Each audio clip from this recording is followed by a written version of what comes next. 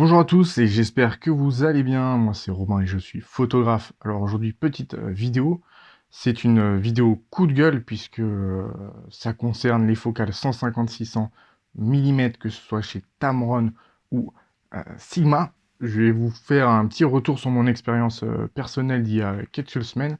J'ai acheté un 150-600 Sigma Sport. D'ailleurs je vais vous mettre la photo pour vous prouver que c'est pas des conneries. J'ai réellement bien acheté le 156 Sigma Sport. Donc voilà, les ouvertures, ça change pas de chez Tamron, donc le G2. C'est exactement la même chose, sauf que voilà, chez le Sigma Sport, aux ouvertures de 5 f6.3, aux pleines ouvertures, il pique bien. C'est un beau caillou, hein, je l'ai eu en main et tout, il fait 2,8 kg. Le pare-soleil est tout en métal. C'est vrai que je suis pas très fan des pare-soleil, mais là vraiment il est qualitatif, il est robuste. Et d'ailleurs je l'avais laissé. Il a différents modes de paramétrage, et avec le mode C1, C2. Donc il y a un des modes, c'est pour, grâce au dock USB, vous pouvez le régler sur le mode de précision. L'autre mode, c'est pour que l'AF soit plus rapide, donc pour les suivis de sujets en mouvement.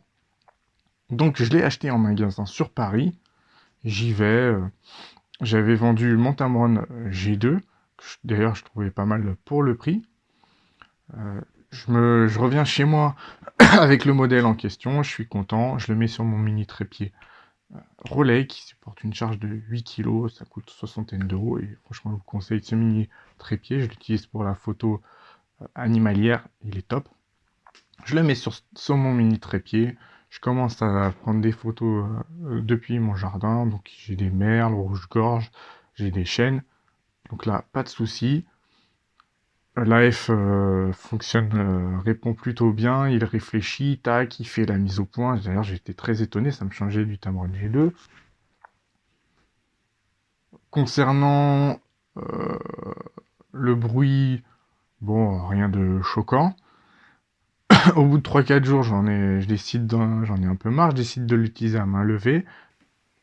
Stabilisation, je l'active sur le côté. Et là, je commence à faire les mises au point sur l'arbre qui est à 10 mètres. Hop, je bascule un peu comme ça, je fais un petit mouvement diagonal de quelques centimètres sur une mise au point, par exemple sur... par exemple, j'ai une haie et tout, donc je fais la mise au point sur la haie. Et là, grosse déception, grosse surprise, je constate quelque chose de bizarre, d'anormal. Donc dans le viseur, moi en fait j'ai un léger saut comme ça, à la verticale, un léger saut également à l'horizontale et régulièrement. Pas tout le temps, mais assez régulièrement. Et c'était vraiment... ça me plaisait pas du tout, c'était vraiment problématique.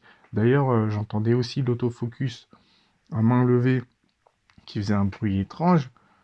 C'est assez calme chez moi, donc dès qu'il y a un son de l'AF, de l'autofocus, bah, je... c'est plus facile de l'entendre. Et là, je me dis, bah non, c'est pas possible, ça me plaît pas. En situation réelle, c'est vraiment gênant. Et puis même pour un suivi, c'est problématique. Donc je le renvoie à un magasin, je leur explique le problème, je leur ai dit, voilà, moi ça me plaît pas, j'ai un léger saut dans le viseur. La nana, elle est étonnée, elle me dit, bah écoutez, on n'a jamais eu ce retour de client, on a toujours eu des très bons retours sur cet objectif-là. Elle le prend en main, une dizaine de minutes, et elle me dit, c'est vrai qu'il y a un léger saut quand on fait la mise au point à différents endroits et surtout à des distances différentes. Si le sujet est à 10 mètres, tu passes sur un sujet à 6 mètres, tac, t'as un léger saut comme ça. Je dis, mais c'est pas possible, moi. Même si Sigma le répare, j'en veux pas de votre objectif, ça me plaît pas. Et le gros problème qu'il y a en ce moment, c'est comme il y a une pénurie de composants informatiques, même dans le matos photo, et bien, par exemple, le 650-600 Sigma Sport, j'ai pas pu l'utiliser avant en magasin. Il l'avait même pas en vitrine. D'ailleurs, elle me fait essayer un 6600 Sigma, et j'ai constaté le même souci. Donc voilà, je leur rends l'objectif, pardon. J'ai quand même check le firmware de mon boîtier. Attendez, je l'allume, là, il est en train de s'allumer. Firmware version 2.1. Je sais pas si vous voyez bien, mais voilà, on voit bien. Bon, c'est inversé, mais hop, je vais l'éteindre. Hop. Donc, je check ça d'abord. Je me dis, ça se trouve, ça vient de mon boîtier. Non, j'ai regardé sur le site Canon, c'est bien la dernière version de l'Index. Dernière version du firmware, hein, pardon. Je check également les connecteurs entre le boîtier et l'objectif. Vous savez, quand vous avez des gros télés, c'est conseillé de mettre la bague de pied voilà, sur le trépied pour éviter les déséquilibres et justement que ça endommage les connecteurs. J'ai vérifié les connecteurs, je constate rien d'anormal. Là, voilà, comme vous voyez, ça c'est le 300 mm f4 IS Canon. Donc c'est une optique fixe, 300 mm f4. J'ai aucun souci avec. Là, j'ai un 200. Là, ça, c'est un 200 D8. Et je vous montre. C'est pareil, j'ai aucun souci. Donc voilà, il le renvoie au constructeur. J'attends, on va dire, 4-5 jours, la semaine d'après. La nana, elle a finalement le retour de ses Sigma. Et bizarrement, étonnamment, ils ont dit qu'il n'y avait aucun défaut. Ils ont testé sur 3 boîtiers, dont un Index. Ils disent il n'y a pas de défaut, mais je lui dis mais moi je peux pas, je fais de la photographie animalière régulièrement. Des fois je suis dans d'autres régions et j'en fais presque tous les jours. Je lui dis un saut dans le viseur, c'est pas possible, je peux pas utiliser ça. Donc voilà, j'ai eu un remboursement, heureusement, ça n'avait pas été facile, mais j'ai dû insister. D'ailleurs j'ai bien fait, puisque du coup je me suis procuré une focale fixe chez Canon, le 202.8. Et voilà, plus l'extender, un Canon Extender 3ème version. Et bon, voilà, ça c'était un peu mon coup de gueule.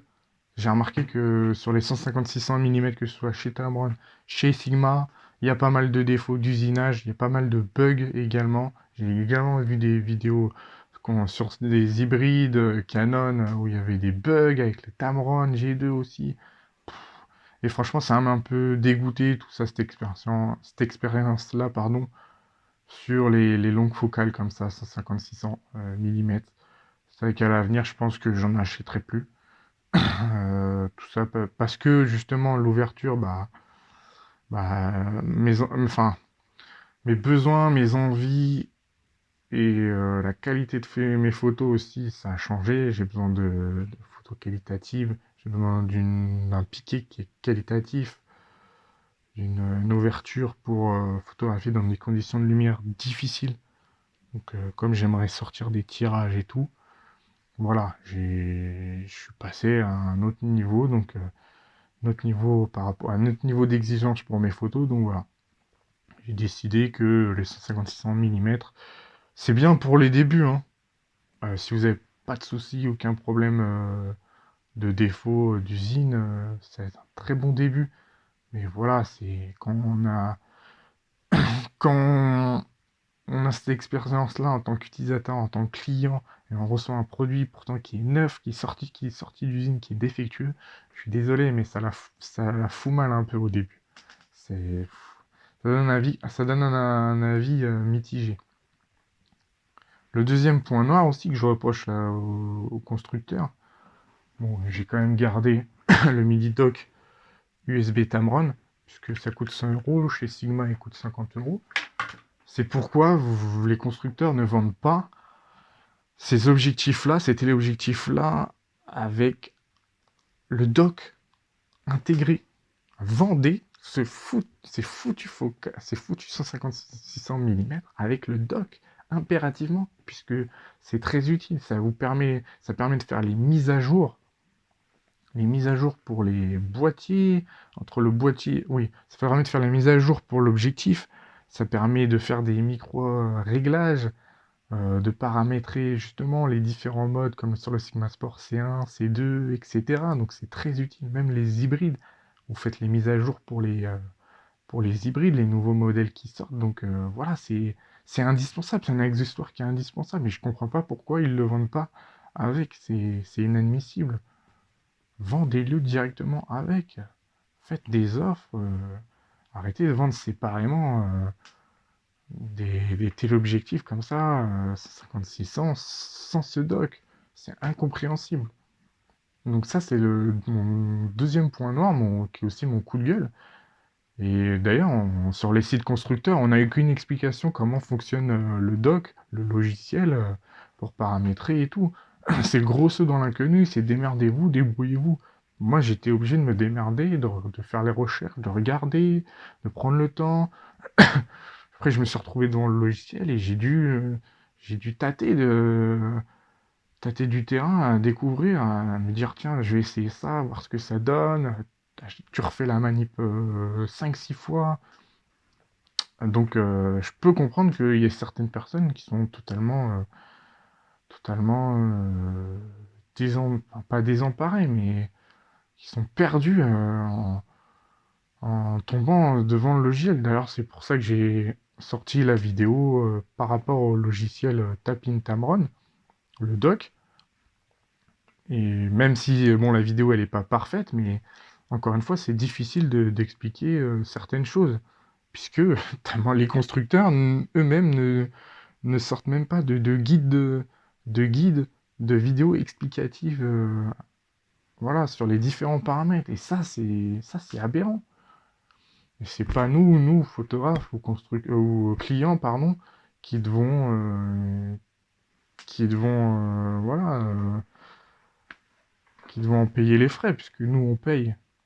Ils devraient, euh, ils devraient perfectionner ça, justement, corriger ce qui va pas. Donc, c'était tout pour cette vidéo. J'espère qu'elle vous aura plu. Si vous avez un Sigma Sport également, n'hésitez pas à laisser votre commentaire, votre avis, puisque moi ça m'intéresse. Je comprends toujours pas d'où vient ce bug là avec le Sigma Sport. Je ne sais pas si c'est propre aux objectifs Sigma ou est-ce que c'est vraiment un défaut chez eux. Ça avait été un défaut. Alors je comprends pas pourquoi Sigma, euh, on dit qu'il fonctionnait parfaitement. Voilà. J'espère que la vidéo a été instructive, qu'elle vous a permis d'y voir plus clair si jamais vous voulez faire un chouette téléobjectif. C'est vrai que il y a différents prix, il y a différents choix. Après, chez Canon, les grosses optiques fixes telles que 300 mm 2.8, 400 mm f4, 500 mm f4 avec stabilisation, faut prévoir 2500 voire 3000 euros de côté. Il faut largement mettre de côté. Oui, il faut avoir, pour être bien, pour être tranquille, avoir au moins 3000 euros de côté, même pour du matos d'occasion. Ça coûte super cher les optiques fixes chez Canon. Et là, ils ont sorti bah là, ils sont dans leur phase hybride et les prix ils s'envolent. Les prix s'envolent littéralement. Je vois les prix des objectifs RF, c'est hallucinant. Du 2500 euros facile. Donc c'est quand même intéressant de pouvoir avoir quand même des optiques fixes d'ancienne génération et de pouvoir les mettre bah, sur vos nouveaux, enfin sur les nouveaux hybrides, là, les R5, R6, là il y a le R3, mais le R3 il coûte je crois 6000 euros, 6500 ou un truc comme ça, je sais plus vraiment le prix exact, mais voilà, bah, pour moi c'est dirigé vers les photographes pros, ceux qui, ouais, ceux que, dont c'est leur métier. Après, si vous, c'est une passion et que ça vous dérange pas de payer, d'investir et de payer du matos, Canon à ces prix-là, bah, après, je peux que vous les conseiller, puisque moi, pour l'instant, j'ai eu plusieurs optiques Canon et j'en suis pas déçu. N'hésitez pas à vous abonner, à mettre un like, comme d'habitude, à partager, ça me permet d'avoir plus de visibilité, de me faire connaître. Ces objectifs-là, Je vais vous en parler, mais pas tout de suite. J'aime bien approfondir euh, mes tests, réaliser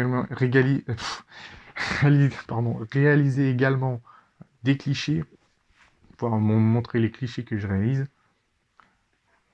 Pareil, pour celui-là, je vais vous faire une review dessus. Mais pas tout de suite, hein, ce sera dans plusieurs mois. Et puis voilà. Je vous parlerai peut-être également de l'extender, hein, si ça vaut le coup ou pas.